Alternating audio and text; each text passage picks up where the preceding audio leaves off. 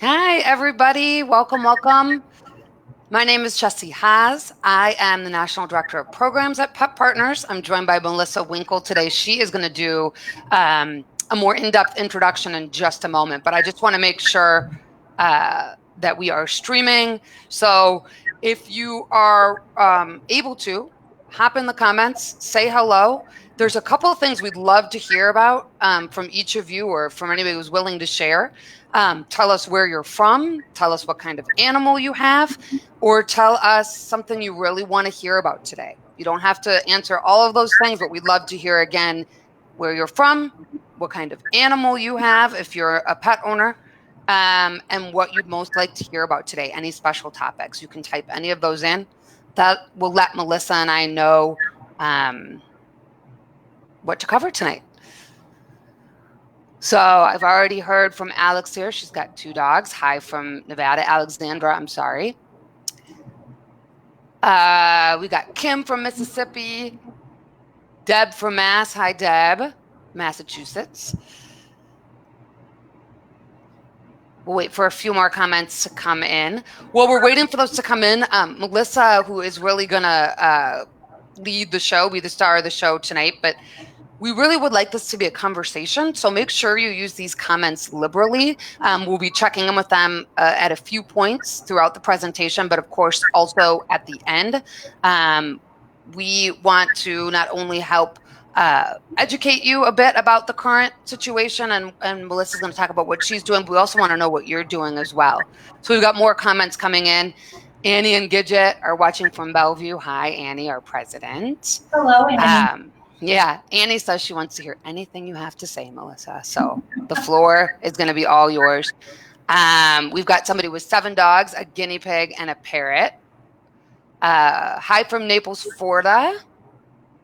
We got Chris also from Florida. We've got somebody from Cleveland. We've got Eileen and her golden doodle from North Carolina.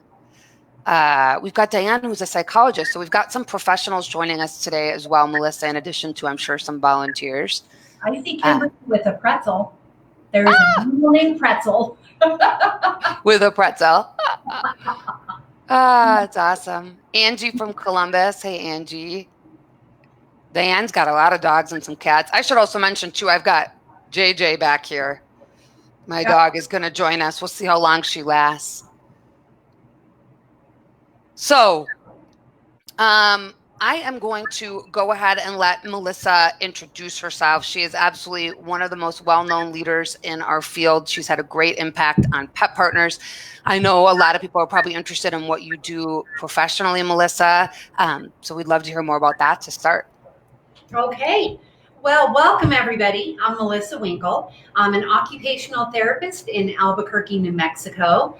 I'm also a certified professional dog trainer. And I have been on the Human-Animal Bond Advisory Board with Pet Partners for years and an evaluator as well. I'm also the president of Animal Assisted Intervention International. It's a European-based organization. And I also instruct in the Animal Assisted Intervention program at Oakland University.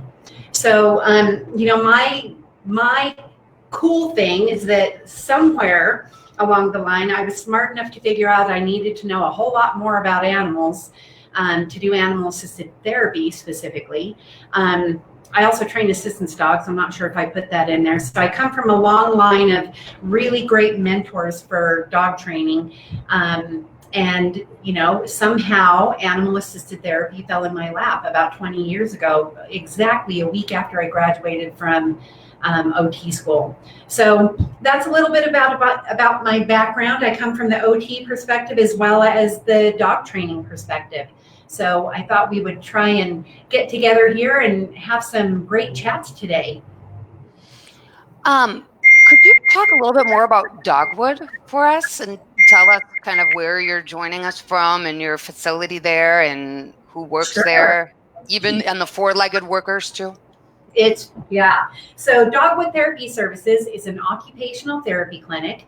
It's a community-based clinic, private practice, and we see ages 3 to 103 in humans. And then we also double as a dog training facility.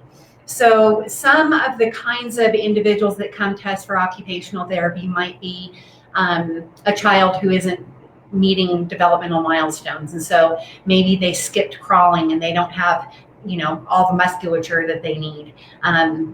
Maybe we're seeing a veteran who is going through some post-traumatic stress. We may see somebody who's had carpal tunnel surgery, or individuals who maybe have cerebral palsy, multiple sclerosis, traumatic brain injuries. We kind of see just about everything here. And we look forward to seeing a whole lot of different individuals within all the populations that we serve. But our diagnoses are very, very broad. So I have 4 therapists all together here at Dogwood, including myself. And then we have a staff of 9 dogs. And that sounds like a lot when people first hear it. But we think it's very, very important because not every dog likes every single population, every single activity, things like that. So it's kind of funny because we've seen as time goes on that each one of our dogs has a specialty. And that specialty is their preference. And some of them really, really love kids. I have one dog who adores individuals with multiple disabilities, who are nonverbal and who do a lot of vocalization rather than verbalization. And we have other dogs that prefer the teenagers. And some dogs are really active. Some dogs are really cognitive, that like, the puzzles and things like that. So it's interesting the way we've been able to build up this practice and sort of figure out the animal welfare piece of it and how we can keep our dogs happy. The dogs here have a whole lot of choice. They're allowed to walk out of a session anytime they want. Here in our clinic, because I was able to modify the building that I purchased and do things the way I wanted, our dogs don't have to work on leash. And they're always allowed to leave a session whenever they want to. We say that we have an open dog door policy.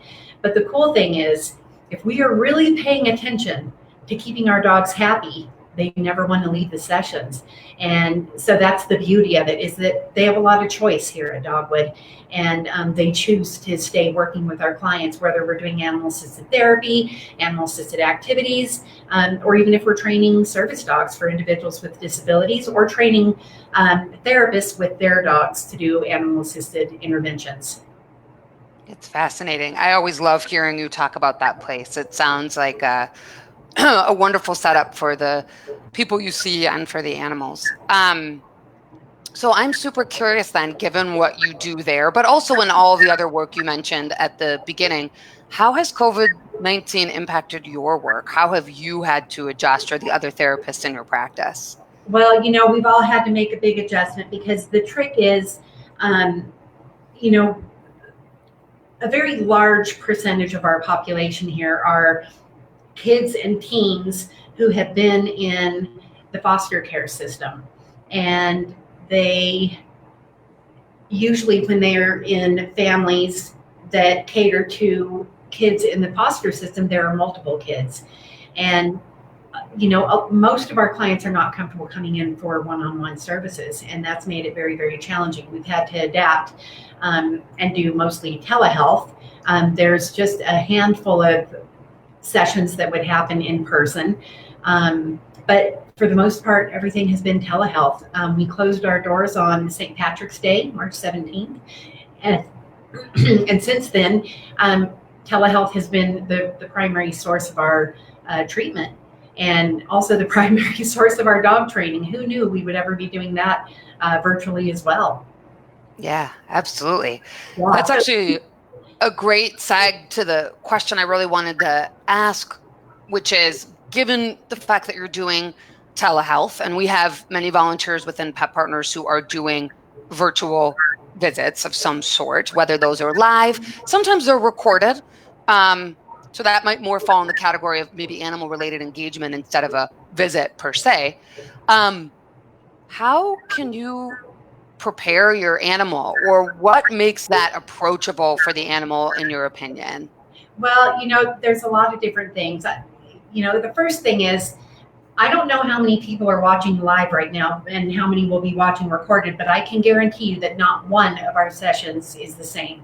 Some of us are doing activities, some are doing therapy, some are doing education. And even for me, the difference between, my 9 o'clock session versus a 10 o'clock session is worlds apart, because every session is just so different and every dog is so different. So some of the things that we have found that we needed to do was train our dogs to be a little bit more interactive with the computer. The good news is when we've got a dog that we're training to work here in Dogwood, they're already integrated into their training with computer voices and a lot of automated kinds of things. And so they're used to that. They're used to hearing the source of sounds without having to really care about where they're coming from. They really hear the content more than they do anything else. So getting the dogs to be interested in the screen was the tricky part.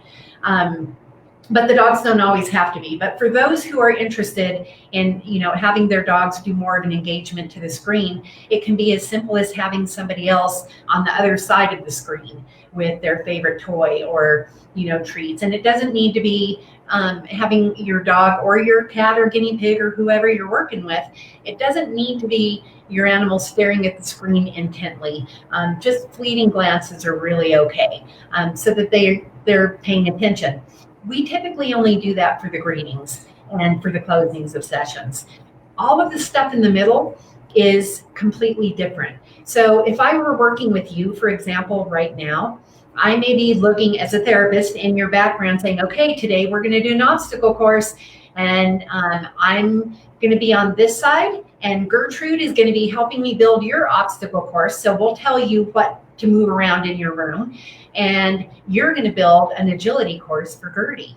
And so behind that door, this red door here, is our big treatment room. And so I would have a bunch of supplies laid out there. So let's say I'm working with an individual on cognition, and they have to really think about, okay, what can I do with their hula hoop? What can I do with that tunnel? And where should Melissa put it in the room so that Gertie has a good obstacle course? And then we do the same thing. So I might say, well, I see that you've got your bed in there, so you're going to do 10 jumping jacks on your bed. And of course, parents are with them. And then, we might also build mirrored obstacle courses. So if I know ahead of time what a family has in their home or what they can build in their home, I mean, how many of us have taken dining room chairs and thrown blankets over them to make tents and things? Then we can mirror what each other has, and they can compete against Gertie.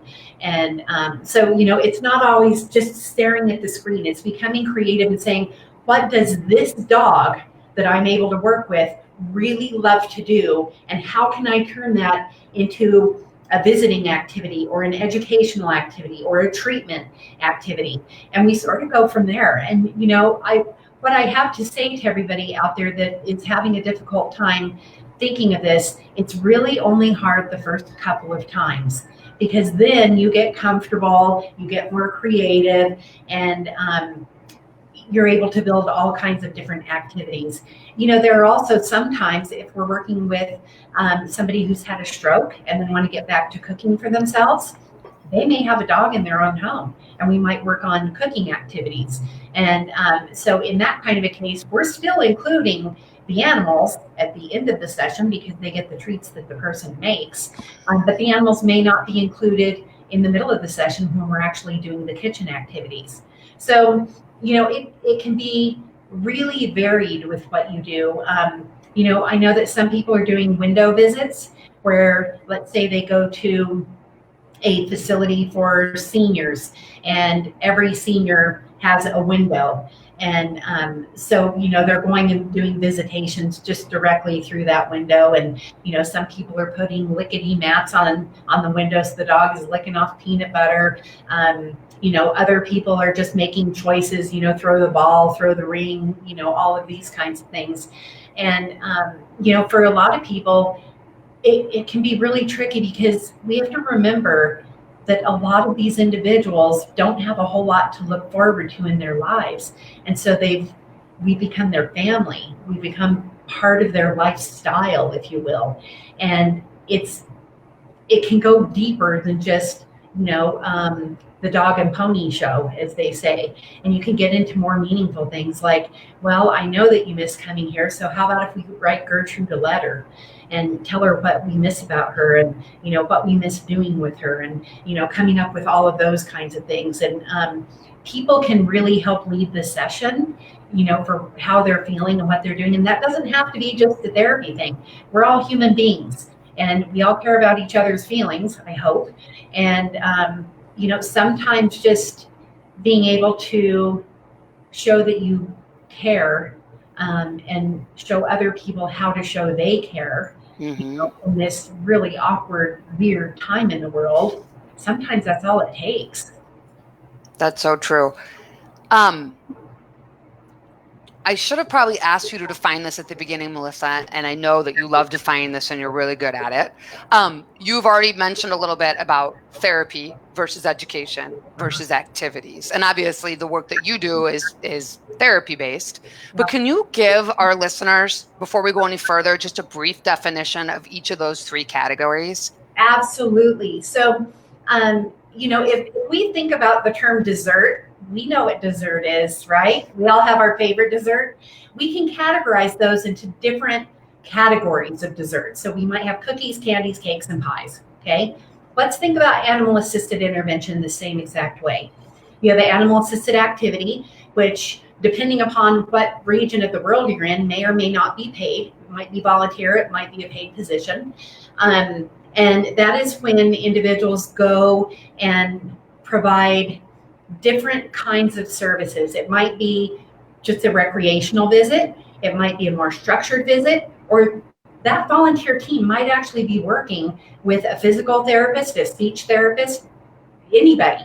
Animal-assisted education requires a license and degree in educational practices. And so a lot of times you'll see dogs working in a school system, for example, a special education classroom. That might be one thing. And then for animal-assisted therapy, that is a licensed degree healthcare or human service provider. And we are working very specifically, much like teachers, we have very specific goals, and the animals become part of those to help us teach whatever skills it is, whether it's educational or medical or mental health. And, hopefully within all of those structures, it's mutually beneficial for the animal and the participant. We need to make sure that this is never one-sided. And, I hope that people take this in the manner that it is meant. But if our animals are not successful, none of our sessions are going to be successful. So we have to look first and foremost and make sure that our animals feel safe and secure, and that they're enjoying the activities that they're doing. We don't want anyone to just tolerate this, because those kind of outcomes, people know when an animal doesn't want to be with them, and they know if the human is saying, "Oh, hey, no, come on, let's go and participate. Let's get in her lap, whatever." So we need to make sure that everybody is feeling equally successful and that it's beneficial for everybody. So sometimes there's a little bit of overlap between the categories of animal-assisted interventions. If it's activity, therapy, education, or even something else, there can be some overlap in there. And one of the things I always tell the therapists out there is, before you go and practice animal-assisted therapy, get out there and volunteer, because that's when you're going to get to know your animal, hopefully in a similar environment in which you are hoping your animal will work. And we have to also remember that, when we're doing any animal-assisted interventions, that number one, they're happy, but we have to remember that our animals' preferences change. They have such a short life compared to ours. And so, that 2 or 3 year old golden retriever might be doing really great with, kids. And then by the time it's 5 years old, it's like, hey, let's do maybe 1 or 2 kids a day. And then I'd like to be out, working with the teens. And then as they get into later in life, I've had dogs that say, just let me sit in the lobby with the exhausted parents, let me brighten their days. So those are kind of some of the differences, but some of the things that they have in common. Thanks. I'm sorry I didn't get that definition at the beginning, but it's an important one that you referenced quite a bit when you were talking. I want to ping the audience here and encourage them to let us know. So Melissa has shared with us some of what she's been doing with telehealth. I'm super curious if anybody joining us has done any type of virtual visits. Or actually alternative visits too, because Melissa mentioned window visiting, which a lot of folks are doing. We have tons of volunteers submitting pictures of doing those animal parades or window visits. So let us know if you're doing anything like that, or if you're interested in doing it. Cindy mentioned, Melissa, by the way, that she loved how you defined AAI. I think it was the mention of dessert. So. Marcy mentions here that she's doing virtual visits with a children's hospital in Los Angeles. So we've got one person doing that. By the way, all the Minnesotans hopping on, I just wanted to remind you all that I'm a fellow Minnesotan. We've got a lot of you on the call tonight. Oh, there you go. Good. Lots of us here. I try to cover up my accent when I'm working professionally, but it's there, you know. Yep, and somebody here mentioned too doing a drive-through visit at a retirement community, some more of those alternative type visits. So while people share in the comments their experience doing virtual visits, I would love to hear from you, Melissa, about you kind of already touched on this, that the visit is only successful if everybody's successful in it, including the animal. So when it comes to these sort of virtual visits or what you've been doing with telehealth, what are some things that might reduce the animal's stress if they're experiencing it in a virtual setting? I know you and I have talked about just one example of doing it at the right time for your animal, right? So if your animal is a morning animal, do it in the morning. If they're an evening animal, do it in the evening. But what are some other ways to make it successful virtually? Well, the very first thing I can say is lower your expectations. Keep things brief initially. This is a whole new thing for the animals. They're trying to pay attention to something that they don't even know exists. I mean, do our animals really have a concept of the computer and that it's live? It's hard to tell. I don't know that. We should ask Zinni Ing about that. But what I can tell you is we have to think about a couple of different things. And, one is the species that we're working with. And a lot of species have very specific times of day that they work, or very specific behaviors that they do, just because it's a species thing. With dogs are crepuscular, and that means that they're really, really playful at dawn and at dusk. And so you have to kind of look at your own. I'm going to use dogs because that's my specialty. I'm actually terrified of horses. So when you look at your dog, you have to, figure out, number one, I know that all of my dogs romp and play when the sun comes up and goes down. And so that's a given. But when I look at all of these dogs as individuals, they also have different patterns. And so, dogs are built to sleep, almost 20 hours a day. And, but they're usually in some sort of a routine. So if you can keep your dog in a routine that best matches their schedule, if you know that they are usually napping from 2 to 4, then don't do your sessions from 2 to 4.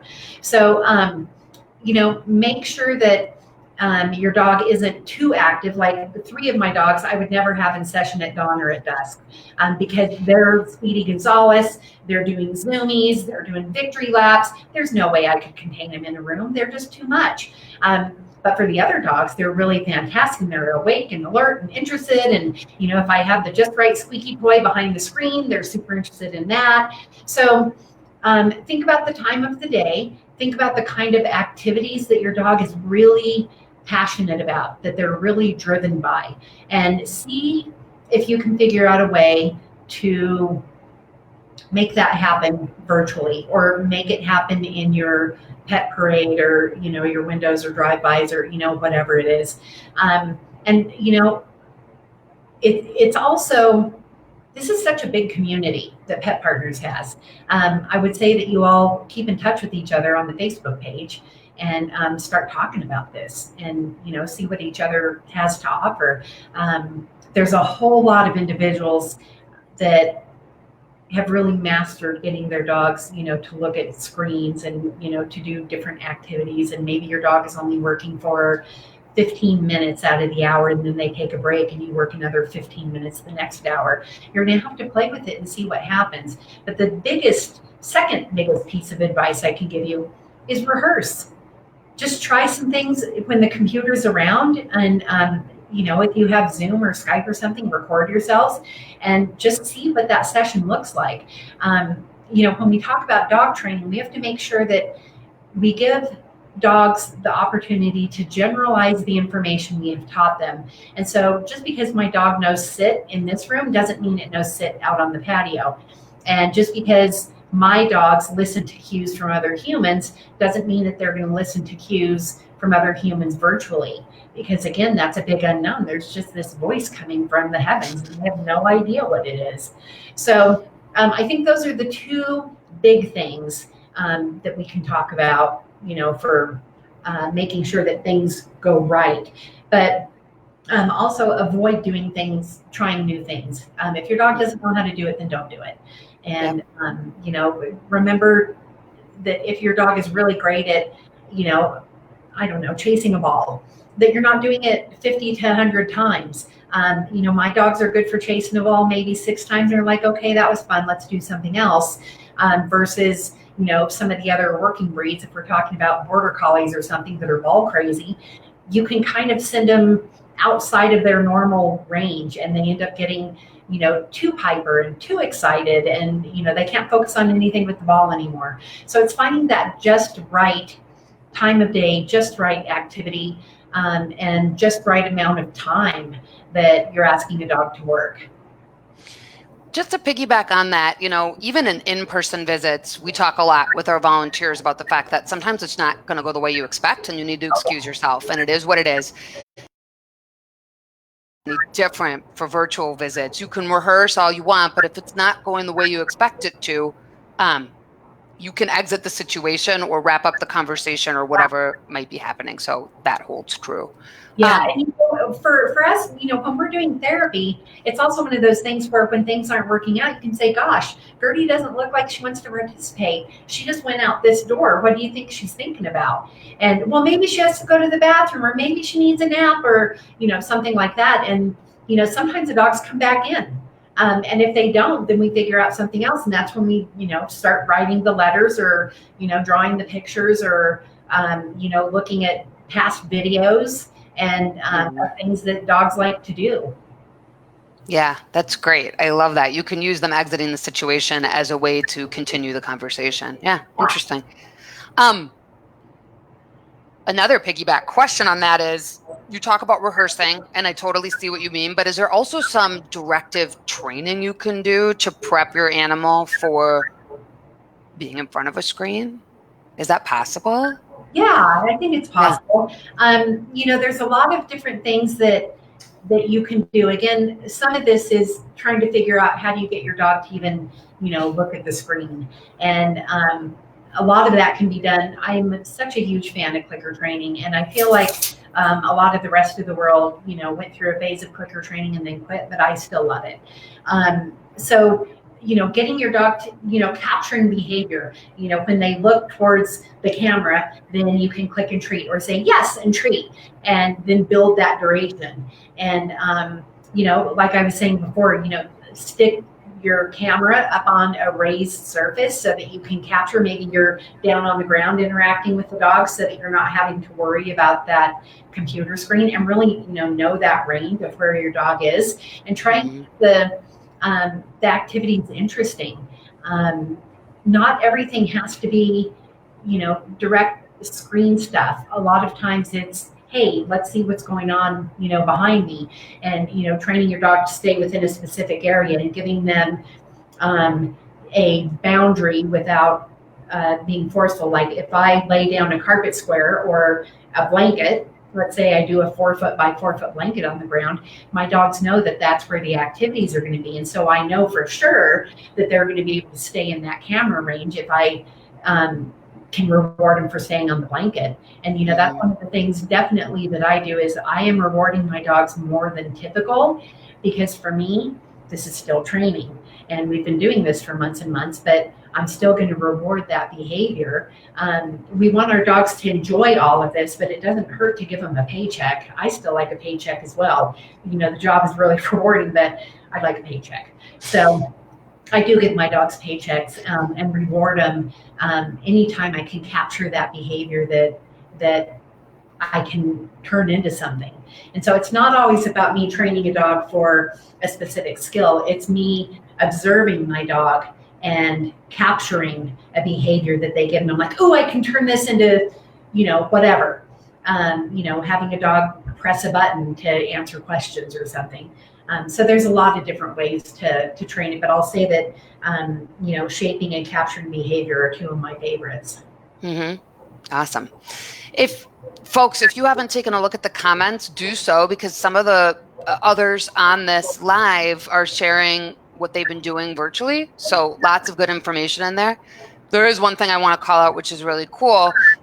Patty here in Minneapolis said that one positive of this type of visiting is that has the opportunity to use llamas, guinea pigs, rabbits, dogs, cats, rats. Like, there are a lot of facilities that don't allow the less common species in. So it's a really neat way to do some education around those less common species. Yeah, I think that's really great. But I would also make sure that when individuals are including other animals in sessions, that they really do understand the stress behaviors for that species. Absolutely. And, our goal isn't to stop a session when we see it. Our goal is to capture stress before it happens. And if we know our animals well enough, we know the very first initial signs when they're really subtle, versus waiting until a dog is squinting or panting or, tucking their tail or something. We want to try and capture those behaviors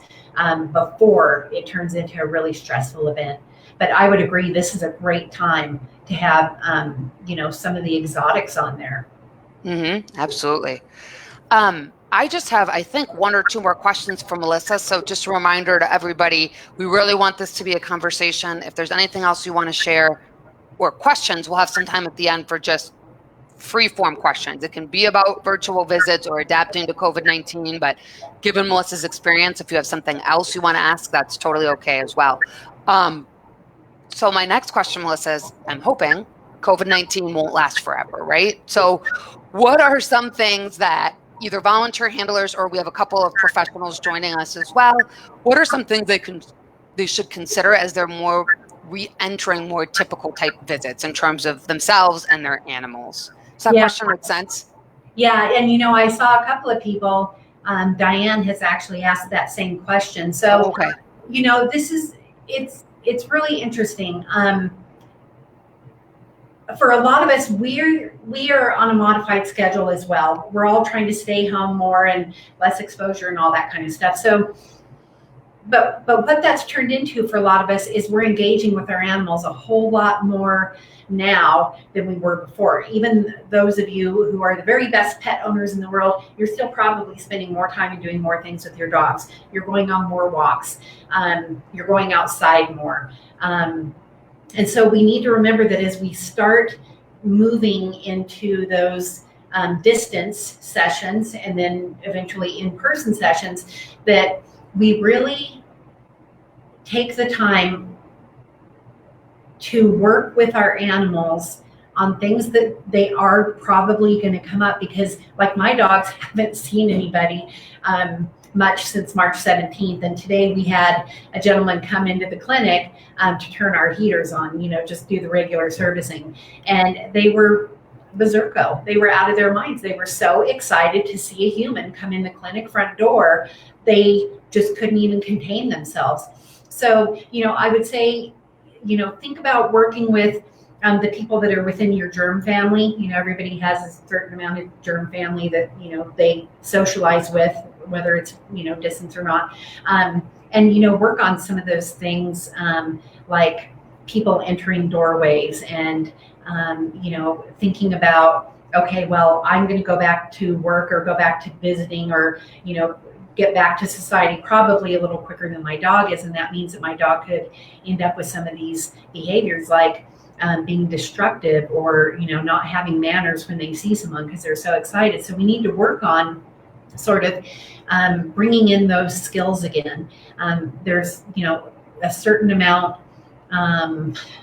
of socialization that I think everybody is going to have to do with their animals, regardless of who that is. And again, I think that, keeping before you're actually interacting with people actively.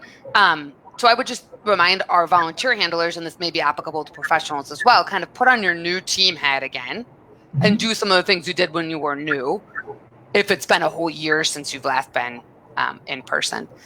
The second thing I wanted to mention, as you've been talking about all this, Melissa, is we do have a guide that we created at Pet Partners for virtual visits, just to help some of our handlers think through how to do this. And a lot of what you said tonight makes me think I need to edit that and make it a little bit more full, with your permission, of course, with some of these tips, because they've been so great. It's a pretty simplistic guide right now for those who want to take a peek. But after this live, we might enhance it a bit with some more tips for those who are doing virtual visits. Yeah. So, sorry, go ahead. I do have a question for all of the Pet Partners teams. They have consistent access to the behavior course, right? The stress courses. Canine body language. Yes. That one. Mm-hmm. Yep. Everybody watch that. Just go back and watch it again. Yeah. Because the thing is, we've been gone for so long from that kind of thing that, some stress and anxiety. We also have to remember that the stress can be really good stress. The dogs are really excited to be back and, get back to their schedules and things, but then they end up stressing out too much, and they end up getting fatigued or hangry, or, whatever the case may be. And we've got to remember that those stress signals might look different now than they did before, because your dog is almost a year older. Isn't that crazy? Mm-hmm. And, also just, if you keep up to date on, what stress can possibly look like, I think that is a really great thing. And also consider that as the world opens up again and you start leaving your house more, your dog has gotten really used to you being around. And so that can also cause stress. And some stress dogs don't recover from for days. Mm-hmm. And so, really monitor how your dog is handling the change in schedules. And, not just going out, but you going out and coming back. Because if you go out and do grocery shopping in the morning and you're going to do your sessions in the afternoon, your dog really could be impacted because that morning really stressed him out. Does that make sense? Sure does. Yeah. So think about more enrichment, more walks out in the neighborhood. If it's safe, go visit PetSmart or your local pet store, or, the local park, or, wherever it is that you can go and safely have some kind of engagement with people that you trust and are following all of your local safety guidelines. Mm-hmm. Makes sense. I'm going to ask, we got Melissa for about another 5-10 minutes. If people could give me like a thumbs up or okay, because we just want to know that you can either hear or see us right now, because I know folks were having some problems. That would help Melissa and I know that we're being heard. Because if we are, like I said, we got another 5 minutes or so, we could ask questions. Yeah, and I'm happy to stay on a little bit longer if we've lost a little bit of time. And we do have a time delay here, so we'll see if people are hearing it. Yeah, it's hard to tell. Oh, I see a thumbs up. So looks like folks have us again. Yay. So let's give people some time to ask questions. We'd love to answer them. In the meantime, again, your fellow watchers are sharing tons of resources and ideas, including that in some places where maybe cases are under control, some dog training facilities are opening up for limited time, limited number of people classes. So that could be a good way, like you said, Melissa, just with PetSmart, to get your animal used to being around other people who probably are wearing masks. So there's an idea there.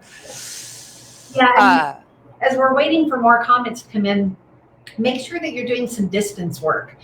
So when you're going into PetSmart, hang out at your car for a little while. Let your dog watch the people walk by from a distance. You don't have to go straight into the store and get somebody in a mask to get in their face. Take your time, watch your body language, watch other people's body language, because if people are bending over your animal in a mask, that's a lot of social pressure. So make sure you keep that distance, and then as your dog is okay, then start to work your way in closer. Mm-hmm. Makes sense. Leaning over and in a mask. Oh, they're saying frozen again. Well, I'm still going to hang out for a little bit, Melissa, just to see.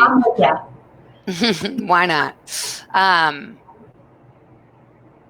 So, while we're waiting to see if this comes back on, I'm going to trust that this is recording. It's also it's also a good idea when you're moving back into visiting or therapy or whatever it is. Not everybody has the luxury of having, their animals come and go like we do here at Dogwood. This building was built for that. But really start eyeballing places that are a safe zone for your dog. And I'm not talking about the corner in a crate where it's still noisy and everything's going on.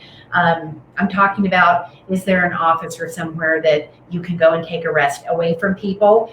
And we don't want staff coming in to say, oh, I heard you guys were back. We don't want that kind of stuff. We need a quiet zone where there are not other humans, where the sensory information is not so intense, because we need to remember, even with TVs on and stuff, our homes are relatively quiet and our dogs have habituated those noises. And so we may have a really great, Aussie who has been visiting the children's hospital for years, that's doing great. But then during pandemic, it hasn't been around any of that kind of noise. And the person lives out in a rural environment.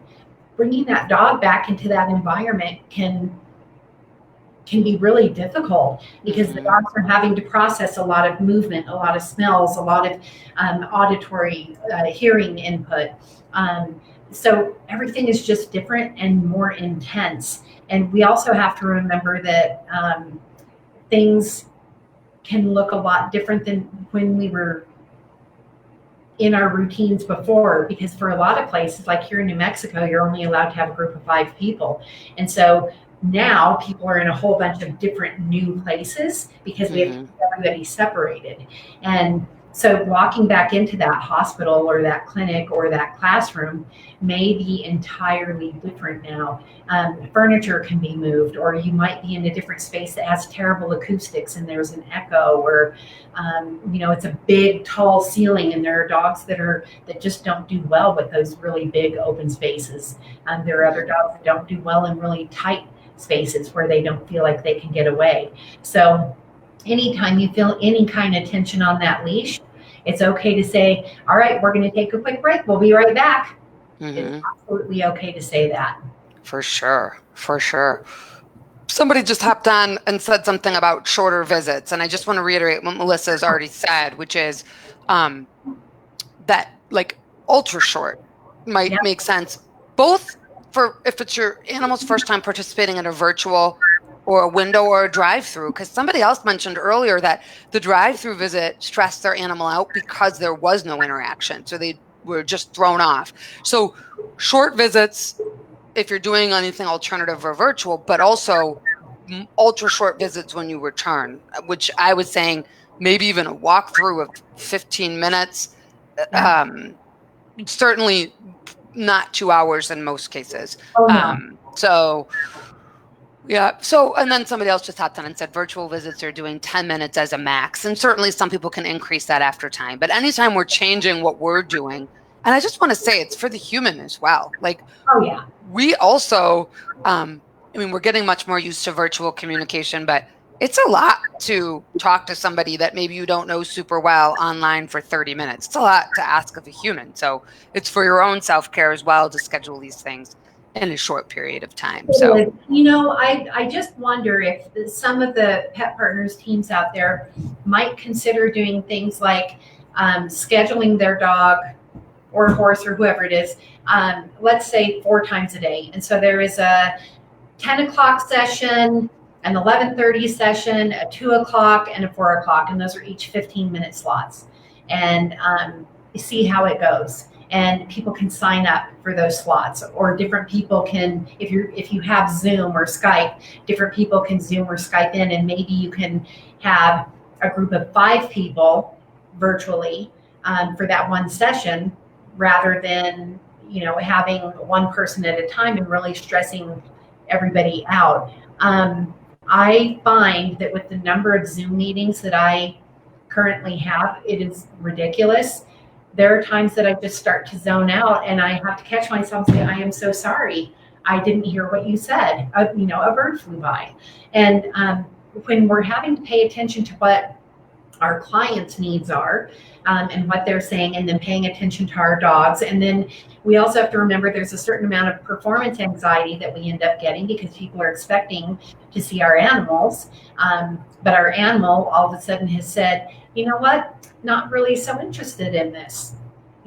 So consider making those kind of modifications as well. Like, schedule at those exact times a day when that the dog is going to be alert and awake. Or it could even be as simple as using enrichment activities with your dog, like puzzles, food puzzles and things like that, and doing a little video and then posting that so people can enjoy that. And then you start, working your way into things. That way you're pleasing the people without stressing out your dog. Or gotcha. Yeah. Awesome. I know that we have some non-canine handlers on. If you have done any virtual or alternative visits, share with us in the comments, because I'd love to make sure those get heard. But also, Melissa, a question came in here about motivating an animal for virtual visits when they are very touch and smell oriented. So you've talked about food a little bit, but anything else in that regard? And that's really kind of a fun thing. If you can imagine for a minute doing a little bit of scent work with your animals and hiding different scents, please make sure that they're safe for animals. But I'm thinking about, there are some scents that we use in scent training. There are also different food treats that you can use, and you just hide them around in a small, patio area, and the dog gets to go through and find all these scents and find that delicious, stinky feet cheese. And then, when it comes to touch, that gets to be really tricky.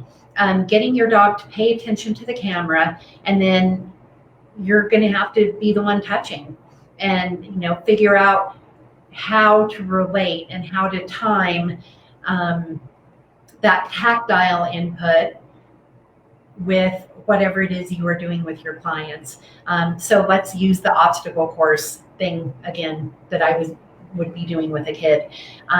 Maybe if he does his 15 jumping jacks on the bed, and then he crawls under the dining room chair blanket tunnel, then he comes out and he rings a bell, then maybe that's when I give my dog a treat, or that's when I give my dog a massage.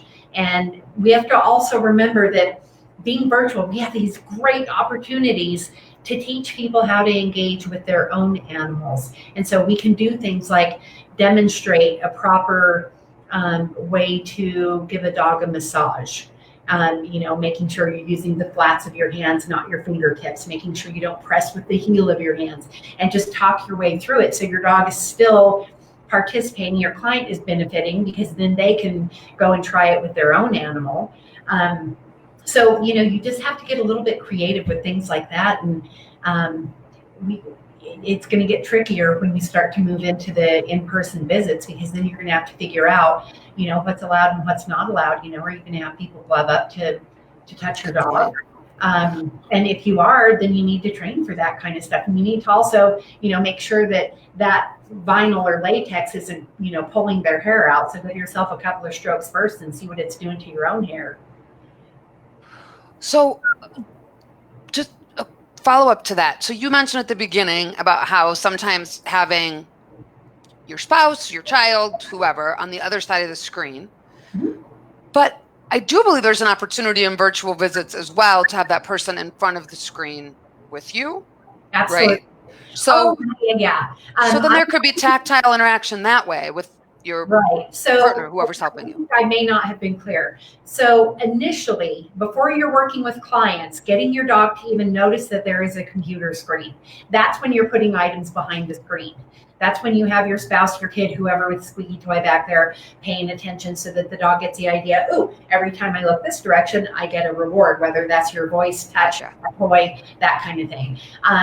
And, you know, I mean, all of us have friends. All of us, you know, have FaceTime or Zoom or Skype or whatever platform you're using to do virtual visits. And so you just practice. And every time your dog glances at that screen, yes, and treat, and you reward that. And then you start, you know, increasing that time. But I think every one of our 9 dogs are absolutely capable of engaging directly with clients. And like I said, because of the training that all of our dogs have had, just because we're also, you know, a dog training organization, they have had the opportunity to learn how to communicate or be communicated with on a lot of electronic devices and computer generated voices and all of that kind of stuff. So, you know, it's one of those things where you just have to sort of train it and practice it. And so if I'm going to teach Gertie how to do this, then I'm giving you a call and, you know, you're going to say her name. And when she looks at the screen, I'm going to say yes, and I'm going to give her a treat. And we're going to keep doing that, you know, a couple of different times. And pretty soon she's going to give more attention to the screen because she knows that's where the reward comes from. The other part of this is that for a lot of dogs, that voice, somebody saying, hey, Gertrude, oh my God, you're so beautiful. That is a reward for her. She is not the dog that has to have treats. She wants to be touched. She wants to be talked to. She wants all that sweet talk. And so if I have my clients doing all of that stuff with her, for her, that is the reward. And she doesn't need the treats because she's like, oh my God, I know that voice, you know? So there's a lot of different ways to participate. Awesome. We should probably wrap up here because we've been going an hour, but Nikki, Deb, Quenby, I hope I'm saying that properly, all mentioned that they have been working with their cats and guinea pigs. So the non-canine species are having some virtual success as well. Deb mentioned that her cats do a better job, engage more than the dogs might. So you never know. Yeah. You know, and like I said, I'm really going to encourage all of you to find that space that you guys are all communicating and giving each other ideas, because I'm seeing some pretty great ideas come up here in the comments. And I bet there's going to be more ideas from the people that couldn't attend live or the people who got, you know, cut out due to technical difficulties. So I would recommend that you all, you know, stick to it and, you know, keep the communication going and really exchange some ideas. And, you know, I think the biggest thing is we've got to remember the welfare of our animals. That has to come first. And, you know, over time, they'll get used to doing things more online or more from a distance. That's my biggest worry, is that what happens when my clients come back to the clinic and Gertie, who wants to be not just next to somebody, she wants to be inside of them. How is that going to go for her when I say, you know what, sorry, we're just doing distance work. I can't have you get in their lap. So we have to find other meaningful ways for her to engage and, you know, figure out some of that stuff as we go, because we have to read the body language as we go, you know. It's really hard to tell our animals, no, the one thing you were born to do, snuggle with people, you can't do that right now. And it gets really hard. And so, you know, remember, keep in touch with your germ family and get as many snuggles in and enriching experiences as you can that way, and make sure that you're just meeting your pet's needs. And then, you know, try and figure out what is it that we can do virtually or from a distance, or how am I going to safeguard once we're ready to go back and do things in person.